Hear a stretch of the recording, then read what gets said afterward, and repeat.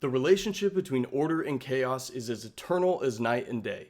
And this same archetypal dynamic also applies to the masculine and feminine, and even to the political left and right. Each side functions very differently, and the operating logic we can derive from these broad concepts can tell us a lot about the ideological foundations of many of our current systems. Reviewing all the nuanced differences between order and chaos would be far too exhaustive, so instead I want to isolate one of the most critical distinctions between the two, and that is the way in which they operate with regard to rules. Broadly throughout our culture, we continue to see a failure to enforce otherwise reasonable boundaries. As frustrating as that is, we should all be curious to investigate why this has come to be so prevalent. And ultimately, we should hope to figure out what we can do to prevent this in both our current systems as well as in any new systems we go on to create. Order is structure, but order is not self-sustaining. A system can only create and sustain true order by having defined, actionable rules that wholly disregard anomalies. For instance, if a US university decided it wanted to define itself as being an American college that only teaches American citizens, then its systemic internal ruling system would, by definition, be required to deny any non-American applicants. If its desired outcome was to truly be an American college which taught only American citizens, then the admittance of even one non-citizen would destroy the possibility of achieving the stated goal.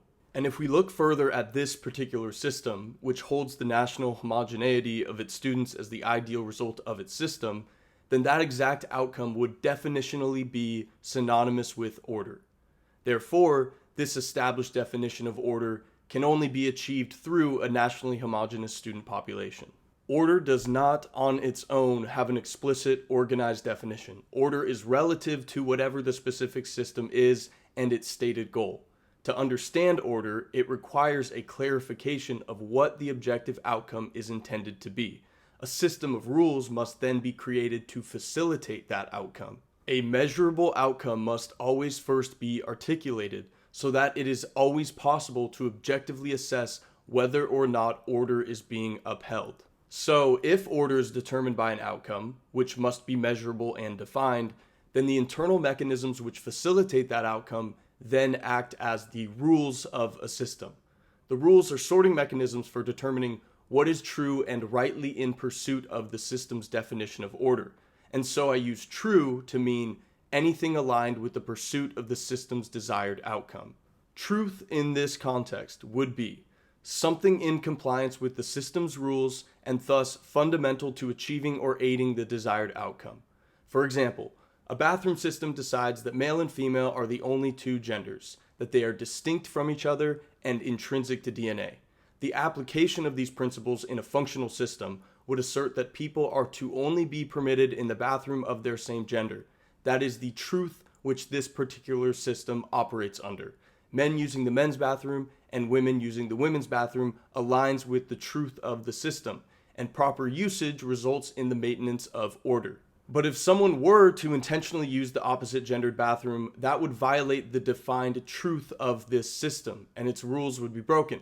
A male and a female restroom would be definitionally untrue according to the system's logic. And so given that order is archetypally right-wing, adhering to the truth and conditions of a system in the pursuit of order is the ideal procedure of a right-wing system.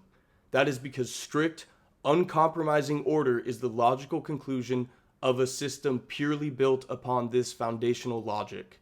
Using chaos as the opposite of order here probably seems uncharitable, but chaos is very fundamentally all things which operate outside of any structured order.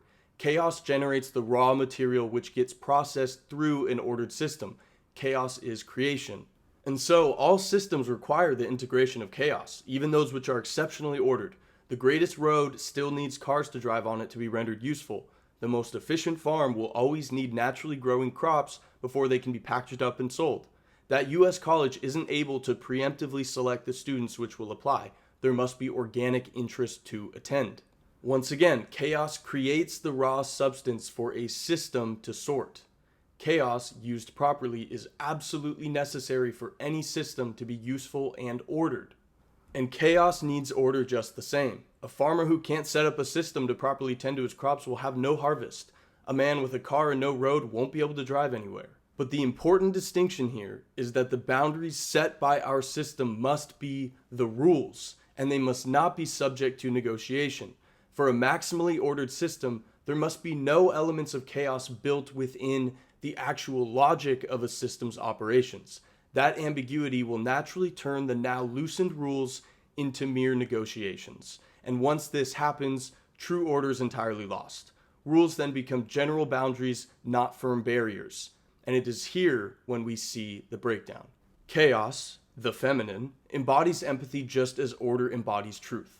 And when empathy is practically deployed, it will often intentionally disregard the rules of a system to allow for something that otherwise would be prevented. Think about how common it is for a mother to empathetically let her son stay up past the 10 p.m. bedtime her husband set.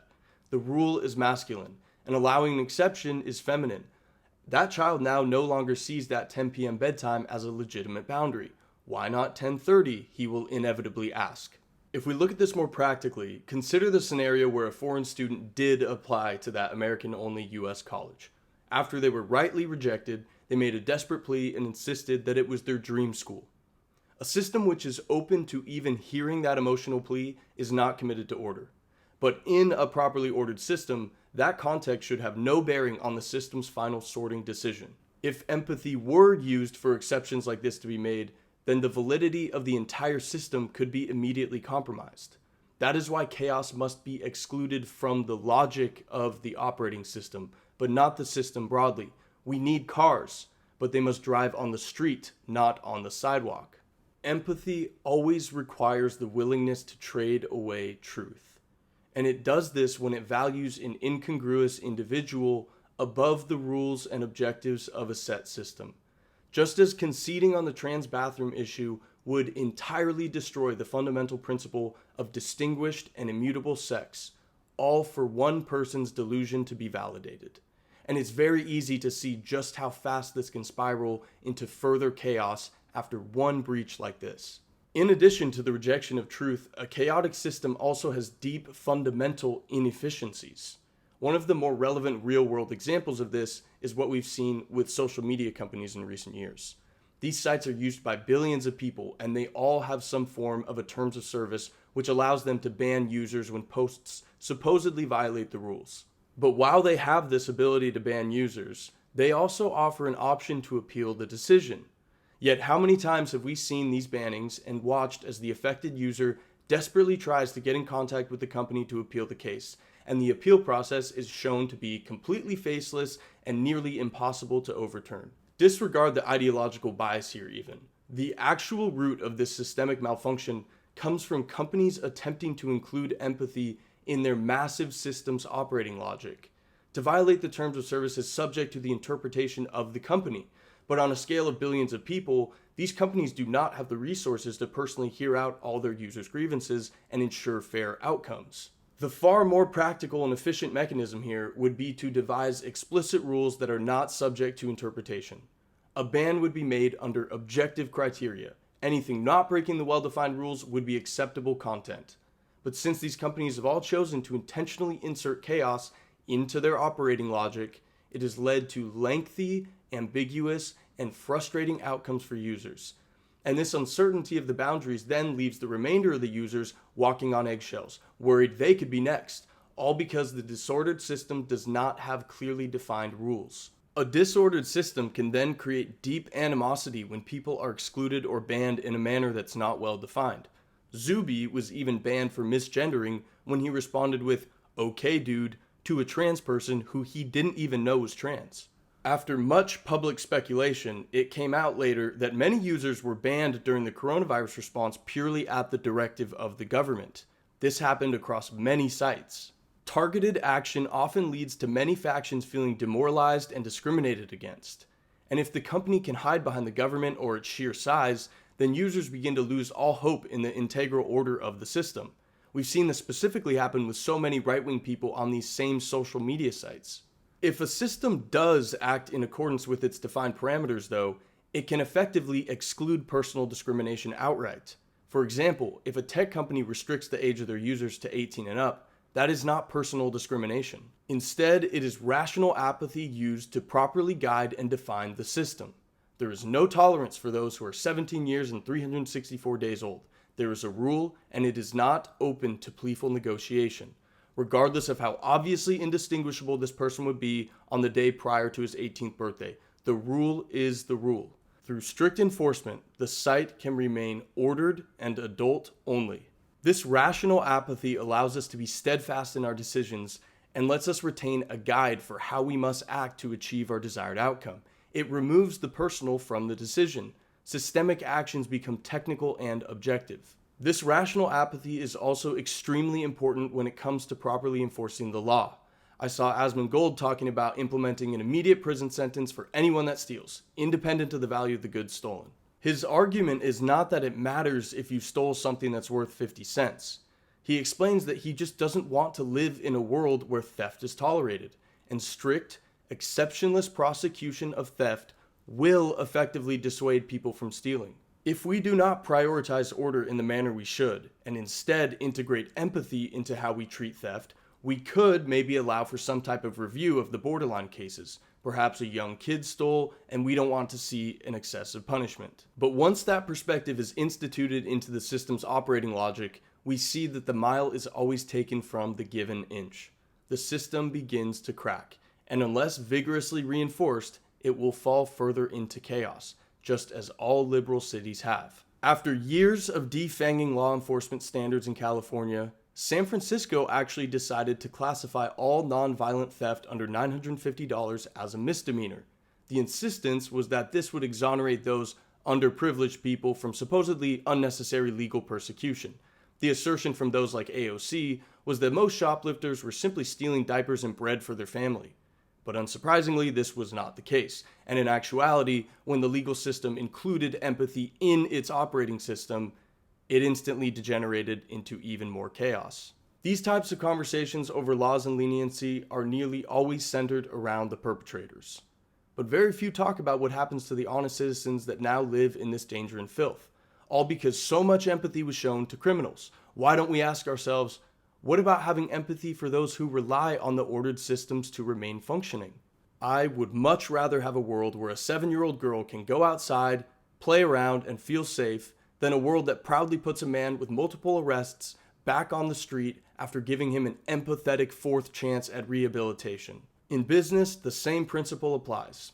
Each month, companies working on my projects are all instructed to turn in their billing invoice to me between the 15th and the 20th. Once these are all received, I can unify them for a complete and total bill for all work throughout that time period. I constantly explain to these companies that I have zero tolerance for late billings. Anything submitted after the 20th, I reject. And still, I nearly always get a call on the 19th and hear a plea for me to extend the deadline. But I always refuse, despite their anger and irritation. I feel no sympathy. I have kept my rules consistent and communicated. But more importantly, I would never think to jeopardize the payment of all those other companies who did follow direction just because one company decided that they didn't have the proper organizational skills and time management to comply with the rules. With our choices, we must always defer to the maintenance of order, and our empathy should be exclusively reserved for all those people who responsibly complied, especially because they so often rely on the system working properly. We owe it to them to uphold the order. Very fundamentally, a system that operates on empathetically laced rules will always be willing to sacrifice the truth, the system, and order itself. When a system disregards order, we see descent into chaos every time. To properly maintain our systems, we must keep a strict, definitional adherence to order. We must refuse the inclusion of empathy as any type of factor in our system's operating logic. Our empathy is for those that rely on the success of the system. Our new systems will no longer have any more discretionary reviews before a decision is made. We will have well-articulated, carefully crafted, and firm standards which will always serve our highest priorities faithfully and honestly.